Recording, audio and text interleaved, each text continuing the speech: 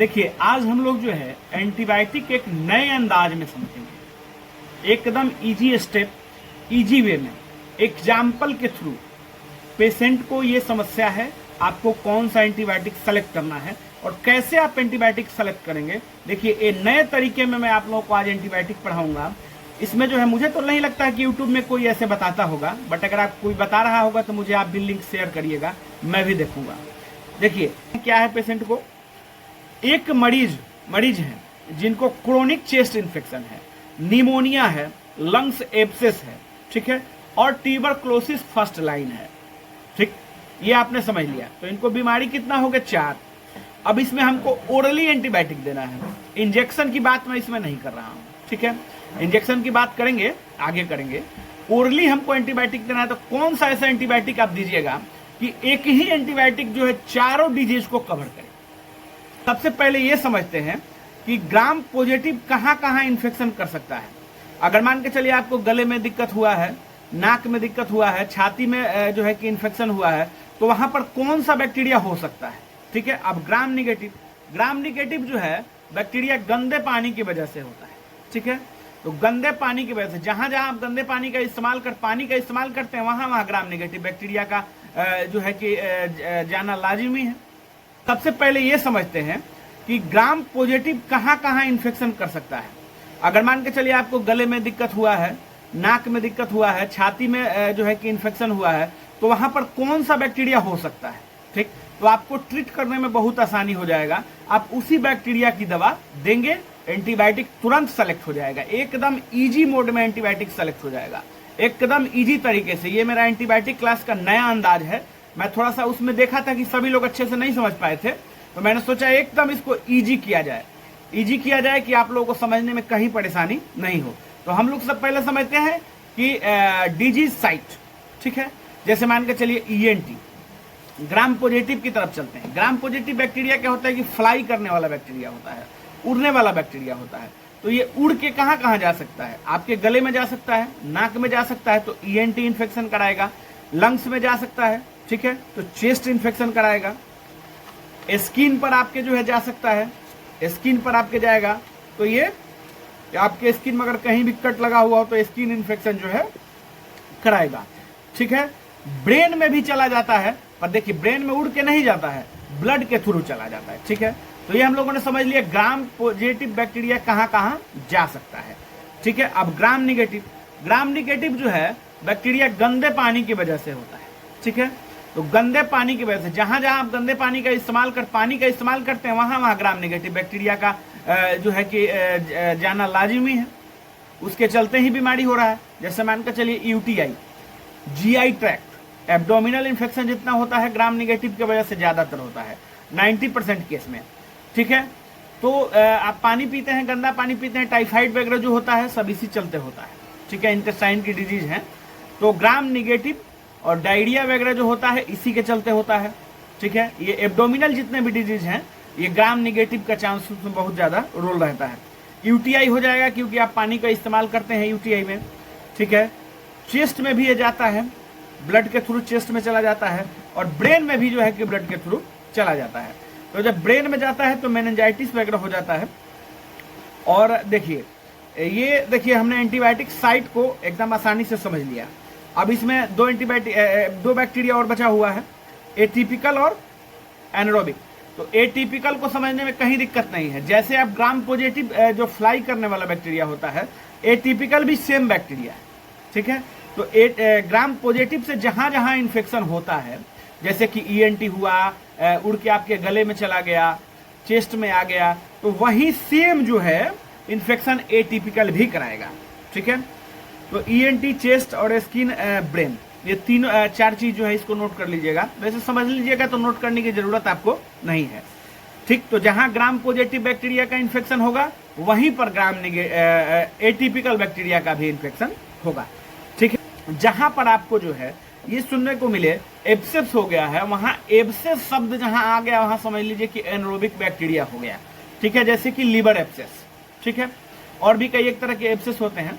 Abscess मतलब जहां पस पड़ गया, वहां पर जो है कि ये एनारोबिक बैक्टीरिया का जो है रीजन उसमें आ गया कि एनारोबिक बैक्टीरिया उसमें होगा ही होगा, ठीक, तो उसको 2 एंटीबायोटिक बहुत अच्छा कवर करता है। एक क्लिंडामाइसिन डायफ्राम के ऊपर, जैसे ये देख लीजिए, इसके ऊपर जो है कि ये क्लिंडामाइसिन का यूज बहुत अच्छा है। और ये एब्डोमिनल इन्फेक्शन जितने भी हैं, डायफ्राम से नीचे जो हो गया, उन सब में ट्रिंडाडोल का जोड़ बहुत अच्छा है। देखिए मेरा एंटीबायोटिक पार्ट 1 मैंने शॉर्ट में आपको लोगों को समझा दिया है। एंटीबायोटिक पार्ट 1 और पार्ट 2 का वीडियो भी डल चुका है। ये मेरा तीसरा वीडियो है पार्ट 3 का। तो अगर आपको इसमें कुछ समझने में दिक्कत हुआ हो तो पार्ट 1 और पार्ट 2 का वीडियो आप जरूर देखिएगा, ठीक है। अब चलिए, अब इसको हम एग्जाम्पल के थ्रू समझते हैं। एक बहुत ही अच्छा एग्जाम्पल है। एक पेशेंट है, क्या है पेशेंट को, एक मरीज है जिनको क्रोनिक चेस्ट इन्फेक्शन है, निमोनिया है, लंग्स एब्सेस है, ठीक है, और ट्यूबरक्लोसिस फर्स्ट लाइन है, ठीक, ये आपने समझ लिया। तो इनको बीमारी कितना हो गया, 4। अब इसमें हमको ओरली एंटीबायोटिक देना है। इंजेक्शन की बात मैं इसमें नहीं कर रहा हूं, ठीक है, इंजेक्शन की बात करेंगे, आगे करेंगे। ओरली हमको एंटीबायोटिक देना है, तो कौन सा ऐसा एंटीबायोटिक आप दीजिएगा कि एक ही एंटीबायोटिक जो है चारों डिजीज को कवर करे। अगर आपके दिमाग में जो है, अगर आपके माइंड में एजिथ्रोमाइसिन आ रहा है तो आप गलत हैं। कैसे, इसको समझते हैं। देखिए एजिथ्रोमाइसिन चेस्ट इन्फेक्शन में बहुत अच्छा काम करेगा, ठीक, बट क्रोनिक स्टेज में नहीं काम करता है। माइल्ड टू मॉडरेट में बहुत अच्छा रिजल्ट है। क्रोनिक में जो है एजिथ्रोमाइसिन का उतना अच्छा रिजल्ट नहीं है, ठीक है। निमोनिया में बहुत अच्छा काम करेगा, बस जो है क्रोनिक स्टेज हो गया है उसमें बहुत अच्छा काम नहीं करेगा। लंग्स एब्सेस में नहीं काम करेगा, ठीक है। ट्यूबरक्लोसिस में नहीं इसका रिजल्ट है, फर्स्ट लाइन ट्यूबरक्लोसिस इसका कोई रिजल्ट नहीं है, एंटी ट्यूबुलर ड्रग नहीं है, ठीक है। तो यहीं पर एजिथ्रोमाइसिन को आप कैंसिल कर दीजिए, एजिथ्रोमाइसिन नहीं देना है। अगर आपके दिमाग में एमॉक्सिसिलिन आ रहा है, ऑगमेंटिन 625, क्लेभाम 625, ठीक, तो समझते हैं उसको भी नहीं देना है, वो भी नहीं होगा। कैसे, देखिए चेस्ट में जो है कि एमॉक्सिसिलिन का रिजल्ट तो बहुत अच्छा है, ठीक है। लंग्स एब्सेस में भी एमॉक्सिसिलिन का रिजल्ट बहुत अच्छा है, बट यहाँ पर बात आ गया फर्स्ट लाइन ट्यूबरक्लोसिस, ठीक है, तो इसमें एमॉक्सिसिलिन का कोई रिजल्ट नहीं है, ठीक है। और चेस्ट इन्फेक्शन में तो है रिजल्ट, पर यह है कि क्रोनिक स्टेज में भी एमॉक्सिसिलिन का उतना अच्छा रिजल्ट नहीं है, ठीक है। तो हम लोग जो है कि एमॉक्सिसिलिन को यहीं पर जो है कि कैंसिल कर देते हैं कि एमॉक्सिसिलिन भी आप नहीं देंगे। मैंने शुरू में ही कहा था एक शर्त है कि आपको इंजेक्शन नहीं देना है, ओरली एंटीबायोटिक ही देना है। ओरली एंटीबायोटिक एक ही एंटीबायोटिक देना है जो चारों कॉज पर काम करे, ठीक है। एग्जाम्पल क्या है, देखिए कैसे हम लोग क्लासिफिकेशन इसका करेंगे और डिजीज का कैसे ट्रीटमेंट करेंगे, सबसे पहले समझ लेते हैं। मैंने एंटीबायोटिक के सिलेक्शन के लिए आपको बता दिया था कैसे आपको एंटीबायोटिक सेलेक्ट करना है। आप ध्यान से देखिएगा, मेरा एंटीबायोटिक क्लास 1 और क्लास 2 भी देखिएगा, अगर नहीं समझ में आ रहा तो। वैसे इसमें भी मैंने इंट्रोडक्शन बताया शुरू में, देखिएगा। देखिए पेशेंट को क्या क्या है, क्रोनिक चेस्ट इन्फेक्शन है, ठीक है। तो चेस्ट इन्फेक्शन होने का कौन कौन से रीजन हो सकता है चेस्ट इन्फेक्शन होने का। चेस्ट इन्फेक्शन में ग्राम पॉजिटिव भी जो है कि बैक्टीरिया हो सकता है, ठीक, ग्राम निगेटिव भी हो सकता है। तो आपको ऐसा एंटीबायोटिक जो देना होगा जो ग्राम निगेटिव, पॉजिटिव, ईएनटी तीनों को जो है कवर करे, ठीक है, ईएनटी में भी कवर करे और ये चेस्ट इन्फेक्शन को भी कवर करे। ये देखिए, तो अब इसके बाद लंग्स एब्सेस हो गया, ठीक है। एब्सेस शब्द जहां आ गया, ठीक है, जहां भी एब्सेस शब्द आ गया है वहां एनरोबिक बैक्टीरिया का रोल है, ठीक है। तो आपको एनरोबिक बैक्टीरिया को भी किल करने के लिए मेडिसिन देना होगा। एक बार और समझते हैं। और ट्यूबरक्लोसिस फर्स्ट लाइन है, तो एंटी ट्यूबुलर ड्रग आपको जो फर्स्ट लाइन में काम करता है उसको देना होगा, ठीक।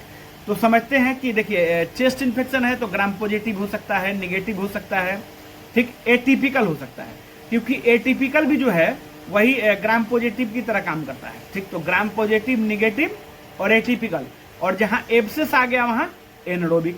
तो ये चारों बैक्टीरिया को जो किल करे वैसा एंटीबायोटिक आपको सेलेक्ट करके देना होगा। तो वैसा एंटीबायोटिक जो है मॉक्सिफ्लॉक्सासिन है।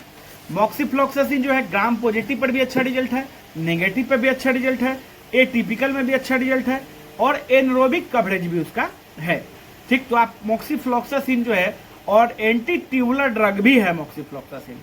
तो मॉक्सिफ्लॉक्सासिन का डोज क्या होगा, 400 mg ओडी देना होता है। यूआरटीआई में इसका बहुत अच्छा रिजल्ट है, अपर रेस्पिरेटरी ट्रैक्ट जितना भी है इसमें बहुत अच्छा रिजल्ट है। निमोनिया, लंग्स डिजीज जो भी हो गया इन सब में, पर यूटीआई में इसका रिजल्ट नहीं है, ये ध्यान रखिएगा, ठीक। ये 400 mg ओडी के डोज आपको देना है। देखिए ये एंटीबायोटिक मैंने बता दिया बहुत ही सेफ एंटीबायोटिक है, बट ये नहीं, ये एंटीबायोटिक बहुत ही ब्रॉड स्पेक्ट्रम एंटीबायोटिक, तो इसका मतलब ये नहीं है कि आपको हर एक बीमारी में इसी एंटीबायोटिक का यूज करना है, ये ध्यान रखिएगा। चलिए अब दूसरा एग्जाम्पल हम लोग समझते हैं। दूसरा एग्जाम्पल क्या है?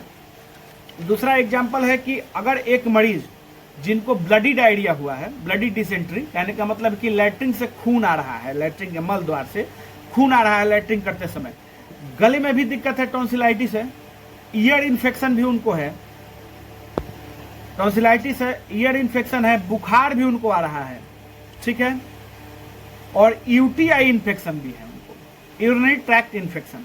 तो आप कौन सा एंटीबायोटिक देंगे? एक ही एंटीबायोटिक देना है, इंजेक्शन नहीं देना है, ये शर्त है पहला। आप कौन सा एंटीबायोटिक देंगे? अगर आपके माइंड में मॉक्सिफ्लॉक्सासिन आ रहा है तो गलत है, क्योंकि मॉक्सिफ्लॉक्सासिन का यूटीआई में रिजल्ट नहीं है। अपर रेस्पिरेटरी ट्रैक्ट में तो बहुत अच्छा रिजल्ट है, ईआरटीआई जितना हो गया, ईआरटीआई अपर रेस्पिरेटरी ट्रैक्ट, उसमें बहुत अच्छा रिजल्ट है, बट यूटीआई में उसका रिजल्ट नहीं है। फीवर में वो कोई काम नहीं करेगा, ये भी ध्यान रखिएगा। फीवर में इसलिए काम नहीं करेगा देखिए ग्राम निगेटिव पर कवर करता है मॉक्सिफ्लॉक्सासिन, बट हमने देखा है कि फीवर में उसका बहुत अच्छा रिजल्ट नहीं है, ठीक है। अपने प्रैक्टिकल एक्सपीरियंस के हिसाब से मैं बता रहा हूं। वैसे थ्योरी में ग्राम निगेटिव की वजह से फीवर आ रहा होगा तो उसमें मॉक्सिफ्लॉक्सासिन काम करेगा ही करेगा, कहीं दिक्कत नहीं है, ठीक है। तो यूटीआई में नहीं करेगा, ब्लडी डायरिया जो हो रहा है उसमें नहीं करेगा, ये ध्यान रखिएगा।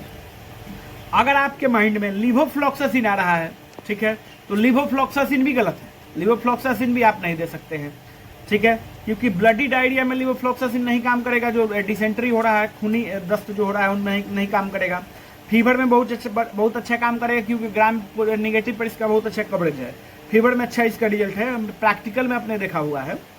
और ये ग्राम पॉजिटिव में चेस्ट वाले इन्फेक्शन में भी काम करेगा, यूआरटीआई में काम करता है, ठीक है। ट्यूबरक्लोसिस ड्रग है, एंटी ट्यूबुलर ड्रग है लिवोफ्लॉक्सासिन, तो उसमें भी काम करेगा, बट कहाँ नहीं काम करेगा ये समझ लीजिए, ईएनटी में नहीं काम करेगा, ईएनटी में नहीं काम करेगा, और ब्लडी डिसेंट्री में नहीं काम करेगा, बस। तो ये हम लिवोफ्लॉक्सासिन को भी यहीं पर स्टॉप कर देंगे, तो ग्राम निगेटिव होगा, ठीक है। डायरिया और एब्डोमिनल इन्फेक्शन जो है ग्राम निगेटिव की वजह से होता है ज्यादातर। ईएनटी है, टॉन्सिलाइटिस है, तो ग्राम पॉजिटिव का रोल है इसमें, ग्राम पॉजिटिव बैक्टीरिया जो है ये कॉज इसका होगा। फीवर इसको हो रहा है तो ग्राम पॉजिटिव जो है ग्राम निगेटिव का इसमें बहुत अच्छा जो है कि रोल है, ग्राम निगेटिव की वजह से ज्यादा फीवर आता है, ठीक है। तो अब यूटीआई जो हो रहा है, यूटीआई इन्फेक्शन के लिए भी आपको देना होगा, ठीक है। तो हमने इसको जो है कि 4 भागों में बांट लिया। अब इसमें हमको सेलेक्ट करना है कि कौन सा एंटीबायोटिक है जो चारों पर वर्क करेगा, जो ईएनटी में भी वर्क करे, ग्राम पॉजिटिव पर वर्क करे, ग्राम निगेटिव पर वर्क करे, ठीक है, और आपके यूटीआई में भी वर्क करे। तो उसके लिए आपको एंटीबायोटिक देना होगा सिप्रोफ्लॉक्सासिन। सिप्रोफ्लॉक्सासिन का ग्राम पॉजिटिव, निगेटिव और यूटीआई, ठीक है, ये कवरेज बहुत अच्छा है, ठीक है, बहुत अच्छा इसका रिजल्ट है, जटिल से जटिल इन्फेक्शन को ठीक कर देता है, और मात्र कम पैसे की दवा है। इसका डोज होता है 500 mg बीडी सुबह शाम। अगर आप इसका ड्रिप चला रहे हैं तो 200 mg टीडीएस, और हो सकता है कभी कभी जटिल इन्फेक्शन में 400 mg टीडीएस भी आपको देना पड़ेगा, ठीक है। तो ये हो गया सिप्रोफ्लॉक्सासिन का डोज। सिप्रोफ्लॉक्सासिन जो है कि टाइफाइड में भी इसका बहुत अच्छा रिजल्ट है। देखिए अब हम लोगों ने जो है कि एग्जाम्पल के थ्रू एंटीबायोटिक को समझ लिया। अगर आप लोगों को इसमें कुछ नहीं समझ में आ रहा हो, इतना इजी लैंग्वेज में मैंने समझाया है, नहीं समझ में आ रहा तो मुझे आप कमेंट करिएगा। वैसे मुझे नहीं लगता है कि इतने अच्छे तरीके से समझाने के साथ आपको नहीं समझ में आए, ये मेरा जो है कि मुझे आशा है कि 100% आप लोगों को समझ में आ रहा होगा। अगर समझ में आ रहा है तो मेरे वीडियो को जरूर लाइक करिएगा, शेयर कर दीजिएगा और कमेंट करिएगा। अगर आप सब्सक्राइब नहीं किए हैं तो मुझे सब्सक्राइब करिएगा ऐसे ही मेडिकल टॉपिक्स के लिए। चलिए नेक्स्ट एंटीबायोटिक्स देख लेते हैं। फ्लोरोक्विनोस का ग्रुप चल रहा है, तो नॉरफ्लॉक्सासिन। नॉरफ्लॉक्सासिन का रिजल्ट कहाँ कहाँ है? बहुत अच्छा यूटीआई में और जीआई ट्रैक्ट में, ठीक है।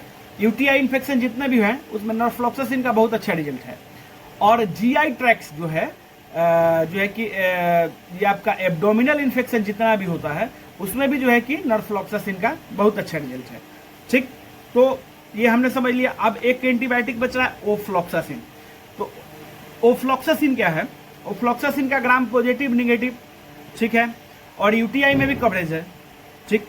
तीनों में जो है कि कवरेज ओफ्लॉक्सासिन का है।